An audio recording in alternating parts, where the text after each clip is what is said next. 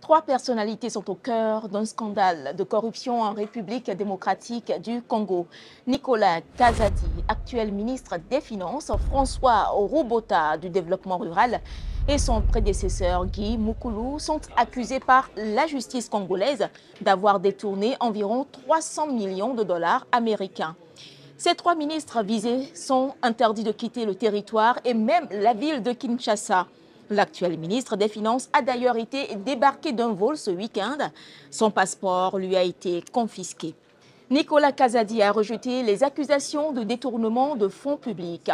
Une enquête a été ouverte par le procureur général pour éclairer l'opinion publique sur cette affaire.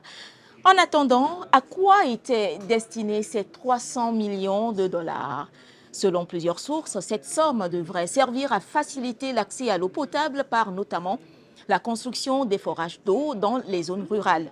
Un marché marqué par des allégations de surfacturation. Selon ces organisations, une station d'eau coûte environ 20 à 25 000 dollars. Or, le contrat officiel évoque un montant de 300 000 dollars par station, soit une différence d'environ 275 000 dollars. L'État congolais avait prévu plus de 1300 stations mobiles de traitement d'eau. À ce jour, les informations font état d'un peu plus de 200 stations de traitement d'eau livrées.